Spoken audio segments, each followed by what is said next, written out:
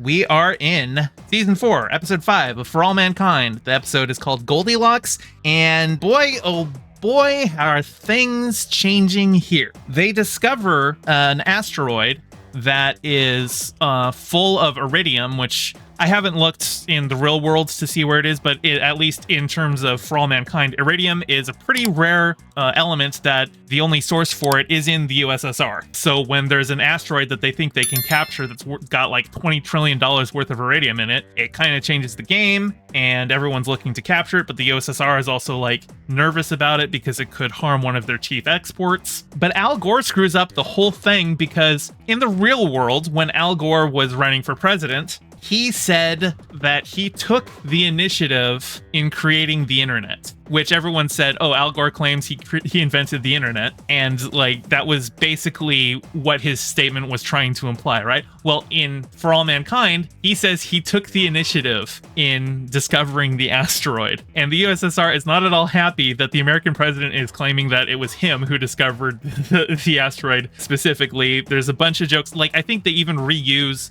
a bit from David Letterman's show where he was like, he did one of his lists roasting Al Gore for saying that he had invented the internet, but they just repurposed that for him discovering the asteroid, right? A lot of that's really funny. Sideful says South Africa and Russia.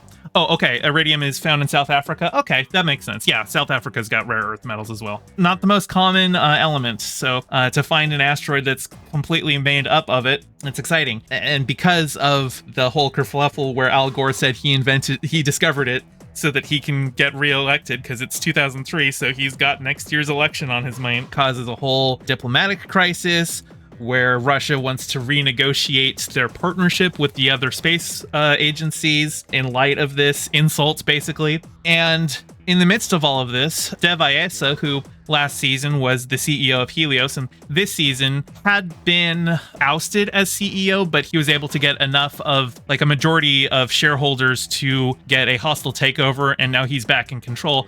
Well, he's decided that he just wants to give up on Earth entirely, and he's going to go live on Mars. You know, Dev has always kind of been, he's kind of the Elon Musk character, but more competent. Like, he's like how Elon tries to sell himself as, while still being an asshole. And there's like a scene where Dev like goes and talks to his mom, who has basically, she doesn't approve of him, you know, being a billionaire and not like actually working to like try and fix problems in their community. And Dev doesn't think there is a way to solve it, so he just wants to go and start over on Mars. But he also feels like his mom had abandoned him because his mom left his dad. And so it looks like Dev is just dealing with his own mommy issues, and he's a billionaire who's very impulsive, so he's just decided, yeah, no, I'm just gonna live on Mars now.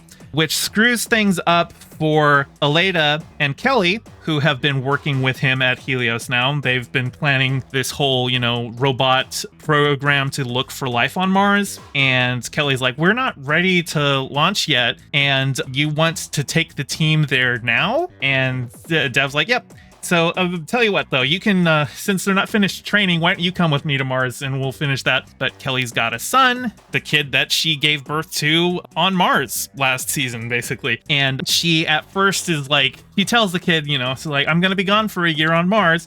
And obviously he's very upset about it. And she's also worried that the kid's grandma, her mother-in-law basically, because the father's dead, but he was a cosmonaut. She's worried that if she leaves to go to Mars, that she's going to lose her son to the USSR, that she's going to take her back there. So she decides, she's like, yeah, I'll go, but I'm taking my son with me, which leads me to my first prediction. They aren't going to address at all that in order to get to Happy Valley Base, obviously you can get in the landing pod and everything, but then you have to get out of the landing pod and walk across the Martian surface in order to get into the base. And there is no chance that they've built a child-sized spacesuit, and they're leaving for Mars in a couple of days. So there's no chance that in the real world, if this happened on this time scale, that they would be able to quickly get a child-sized spacesuit for the kid. I'm just predicting they're not going to address it at all. We're probably, the first time we see the kid, he's going to be on Mars already. Because Dev is leaving for Mars, he's not going to be there to deal with the whole renegotiation with the M7, which is the group of other nations, and Helios that have all entered into a collective agreement in terms of the Mars base and, space development and stuff. And since he's gone, he's like, oh, Aleda, you can go handle that. But she's an engineer. She has no experience with politics. And here she's going to be stepping in for Dev to basically handle Helios's negotiations on it. And there's another guy at Helios who's trying to brief her, but she just generally doesn't seem interested. But then it turns out that the negotiations are going to take place in the USSR. So Aleda is going to be in the USSR next episode, which leads to my second prediction that she's going to meet Margot while she's there. Now, no character has yet acknowledged in the American side what happens to Margot. Obviously, she's not in the US anymore. Aleda did, mention Margot in passing, but she's not, I don't think anybody in the US knows that Margot is currently working for Roscosmos. Especially because Margot is using an assumed name while she's there. She's going as Margaret Reynolds rather than Margot Madison. So, considering Aleda is the one who exposed Margot as having given state secrets to the Russians, I really am looking forward to that confrontation, but it's not going to be pretty. That's most of the stuff that's going on Earth this week. But up in space, on Mars, it looks like there's going to be some potential conflicts between Miles and Ilya, who are running the black market on Happy Valley Base, because Ilya finds out that Miles, behind his back, is shipping red obsidian from Mars back to Earth to be sold as jewelry, which he told him not to do because it introduces more risk, gets more people involved. And if people are marketing, hey, we're selling Martian rocks, well, somebody's going to investigate, okay, how did you get Martian rocks? Which might lead back to their operation, which again, it's a black market operation. So we're probably going to see more issues there. Now, I also said, and I've predicted this since the beginning of the season, that we're going to see a push for a union on Mars. And I originally thought Miles was going to be the one to run that. But now that I've seen how dumb Miles is, that he's mostly just there for the high risk, high reward stuff, I think it's going to be his bunkmate Samantha. Because she has a comment where she gets assigned to the mission that's going to go out and capture the new asteroid. And she should be excited for it, but she was she just saw all of the people running up to the assignment board to see if they had placed it. And she realizes none of us have any power here on Mars.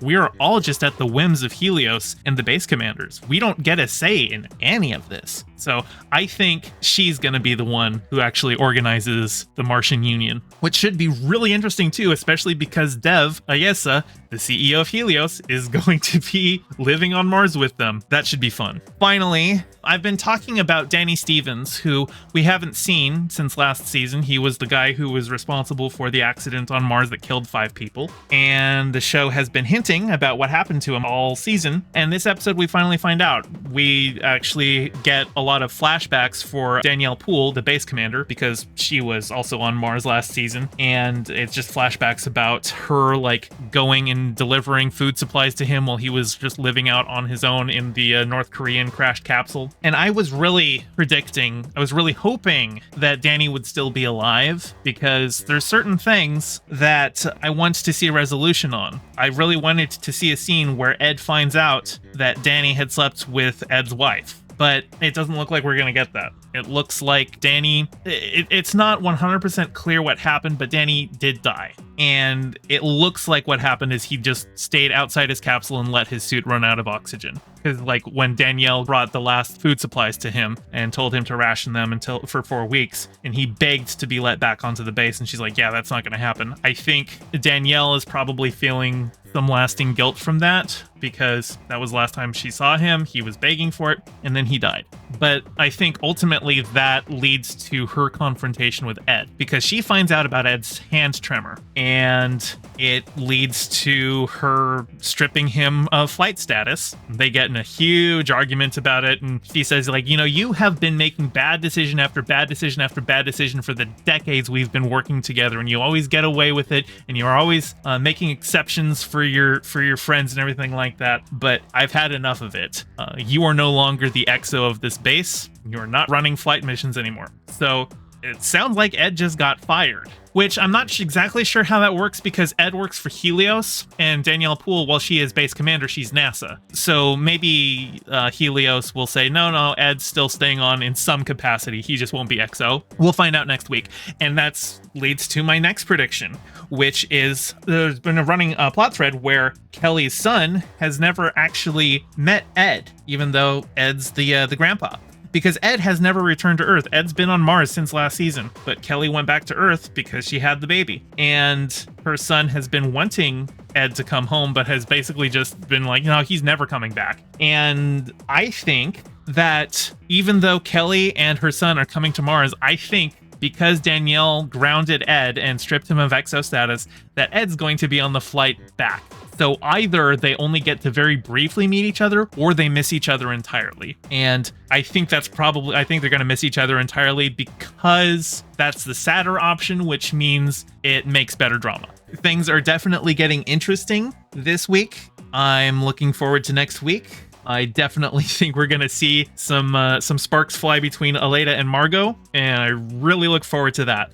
But I've been greatly enjoying this season, and I hope you all have been as well. Obviously, if you're here in stream, you probably aren't even watching the show. That's fine, but I know if you're coming and checking this segment on YouTube, I hope you are happy to find a YouTube channel that's actually talking about this show, because more people should be watching this show and more people should be talking about this show. I'm happy to do my part. Anyway, why don't you leave a comment down below? What was your favorite part of this episode? Hey, thanks for watching. Your view means a lot. Don't forget to toss me a like and subscribe and ring the bell. I stream Mondays and Fridays at 5 p.m. Pacific and Sundays at 2 p.m., so catch me live and join in on the convo. You can find all my socials in the description below, and thank you to all my patrons, with a very special shout out to my Whale Shark tier patron Ryan D and my Anemone friend tier patron Pixel Cakes. Your support means the world.